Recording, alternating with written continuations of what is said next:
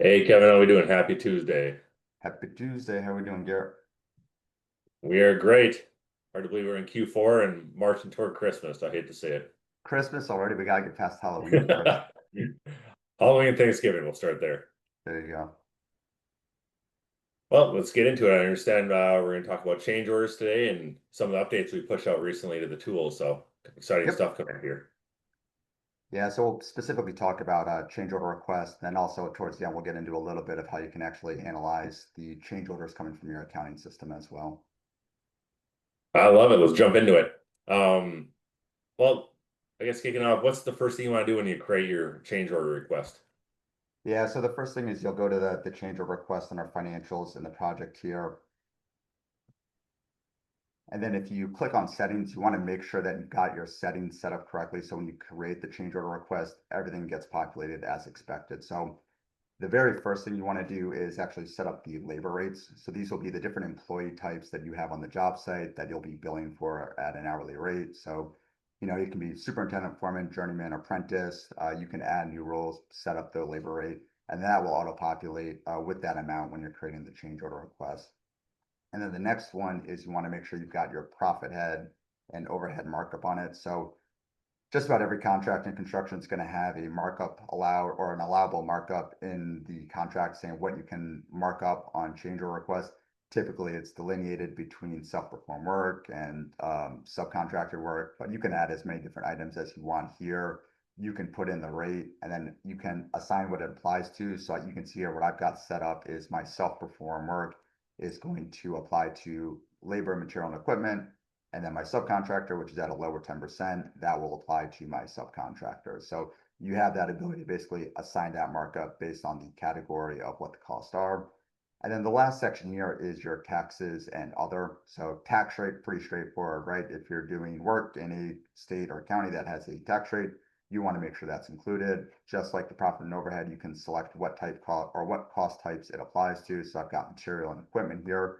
But this is also a really good place to include any other fees that you might want to include on change order requests. So the big one that I always recommend is if you got a bond on a project, you want to make sure any change order work that you're doing, you're charging for that additional fee you're going to have to pay on your bond rate. So including that, but can be other things too. Let's say your client has a software that you have to be paying for, and it's based on the amount of contract work. You can include that in here as well. So any other random fees that you might have on a project, really good to make sure it gets included in this initial setup as well. Absolutely. All right, well, I've gone through my settings. We got the rates, the fees. Now how to go about just creating a new change order request. Yeah, so super simple. You're just gonna hit this add new button, put in a title. So let's say it's related to a new ASI release. I'll hit save here. And then what that's going to do is it's going to create the change order request for me. So you'll see it auto creates the number for it. The data was created. I can add a description here. So let's say I've got additional concrete thickness on L2 deck. So I can put in my description. Up here, I can add my additional schedule days. So this is something I think gets overlooked a lot when people are putting change order requests is if the work is going to elongate your schedule, you want to make sure you're including those extra days in the change order request. So you don't get held account for any scheduled delay or perceived schedule delays down the road. So really important if your contract has liquidated damages or anything like that in it. So let's say this is going to take an extra week. I'll say I've got 5 additional schedule days. I can select who I'm going to assign this to here. And then the big one, and this is kind of where our big update has been, is you can add line items here. And we've kind of redone this to make this a little bit easier. So first thing I want to do is I'll come in here and give it a line item description. So let's call this additional concrete.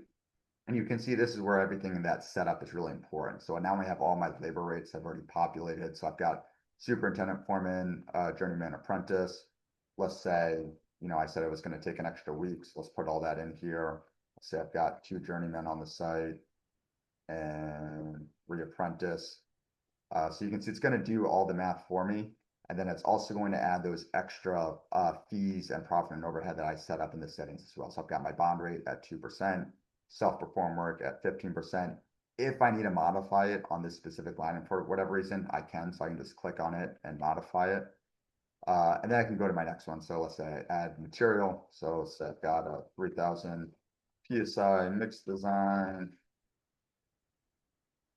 I can add any attachments here. So let's say I have a quote from a vendor that I want to attach. I can attach it here, and then I can put in my quantity. So let's say it's 1000 each at 120.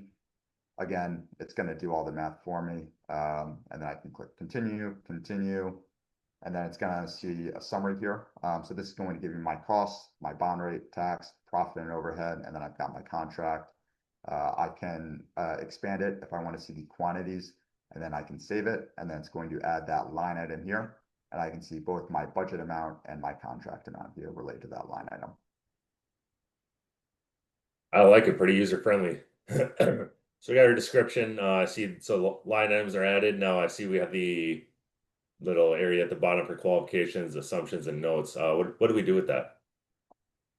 Yeah, so this is another thing I think gets overlooked a lot on change order requests is it's important to remember that a change order request is not just about modifying the financials on the project, it's about modifying the contract in the project. So let's say if there's any qualifications like, hey, there's no overtime, or us doing this work requires us to provide us clear access to a job site, the qualifications, assumptions, notes, that's where you would kind of enter it. So I can go in and say, hey, all pricing based on standard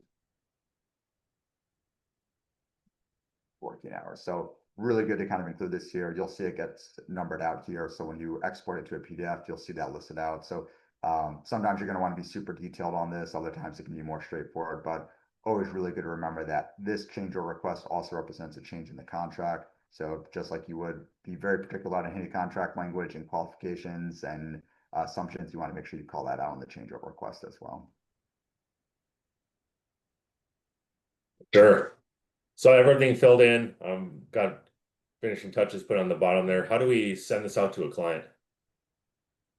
Yeah, so if you're at the top of the change order request, you've got two options here. You can email it directly from ProNovos. So if I click email, you'll see I've got three options here. So basically, what we've seen is a lot of contractors, it may vary the level of detail that they want to show their clients on the change order request. So you can either show the detailed, which would basically show everything that you've priced out here on the change order request. So everything from the quantities to the unit pricing to the markup and everything. So I'll show you an example. Actually, let me show you what it looks like as the PDF first. So you can see what that looks like right there. Is I've got all my details in it. So everything that I added on that line item gets included here. The next one is condensed. So that's going to basically show just the line item breakdown here. It won't show the budget amount. It will just show the contract amount. And then your last option is just to show the summary. So it won't actually show the actual line item breakdown. It's just going to show you what the lump sum amount for that change order request is. So you can either, like I said, email it directly to your client. So if I want to use the summary here, I can go in, write an email, select who it's to, type the message and send it. Or if they just want a PDF, you can export it to a PDF, attach it to your email provider and send it that way as well. Good, nice and easy. So now when I've navigated back to my change orders, how do I create a revision of something?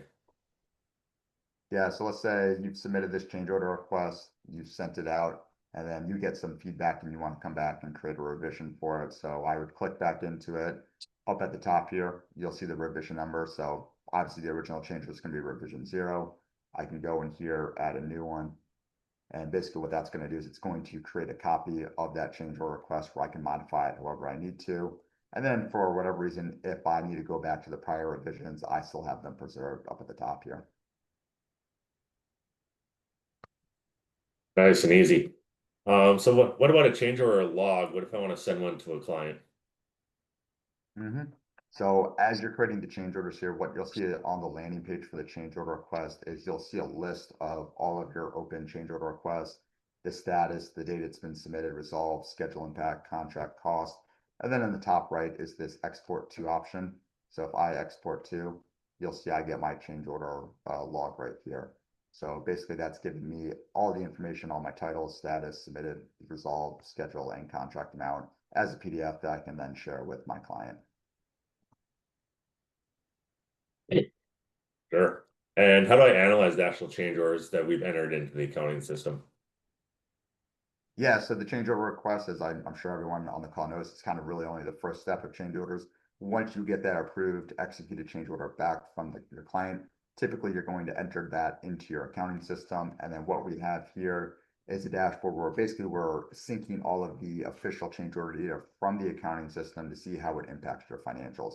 So if you go into project analytics here, you'll see an option for change order analysis. That's going to give you an analysis of all the change orders on that project that have been entered into the accounting system. So up at the top, I can select my change order status. So let's say I just want to look at my approved change orders.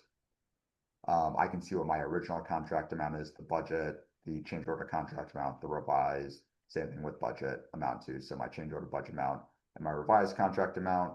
I can see a breakdown by status. So how many of my change orders have been approved versus rejected, estimate, pending, whatever it might be, whatever that breakdown is in your accounting system.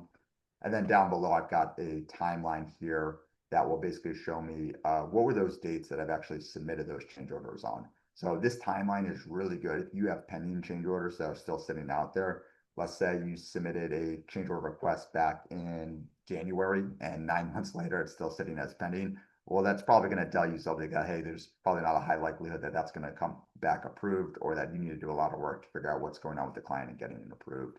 And then the last part here that you'll see is this is actually an analysis of how change orders are impacting the profit margin on your project. So this is really good too, where you might say, okay, I know what my margin was at the start of the job, but now it's starting to change. And how has change orders impacted that? So I can see here that based on just the approved change orders that I have, my profit margin on this job has actually decreased by 0.42%. And then I can go down here, I'm sorry, it's actually increased by 0.42%, so that's good. And then I can go down here and I can see the actual breakdown by change orders of how each individual change order impacted that profit margin. So I can understand the whole story of how I got from that original profit margin on the job to that final revised profit margin. I like it. Yeah, process seems pretty smooth from creating a new change order to, adding your line items, revisions, and sending off to the client. So pretty user friendly in there. Yeah, Um, definitely. And this is something we'll be making a lot of updates to over the next few months, related to change orders and the whole process. So keep your eyes out. We're going to be looking at how to implement some AI functionality to help you create change order requests faster. We're going to be looking at adding T&M tickets to the change order request, so you can create a T&M ticket and convert it to a change order request. So if you're interested in what you've seen today and you're curious about what's coming down the pipeline, definitely reach out to Garrett and we can get you more information on kind of where the change order module is headed. yeah, absolutely. Even suggestions for, little tinkers, ways that may make the tool easier for you. Always open to Yep. input. So um I know we have a minute or two left here, so we'll take to see if there's any questions, and if not, we'll wrap it up.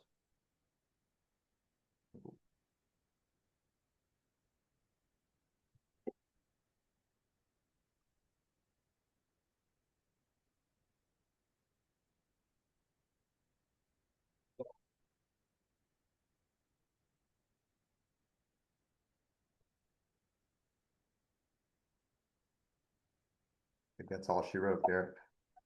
Yeah, it might be a quiet one today. Well, thanks for jumping on, all, and thanks for your time, Kevin. And we'll see you in 2 weeks for a session on dashboards for, excuse me, for accounting. So another exciting one coming up. Very cool. Thanks, Garrett. Yep. Have a great day, all.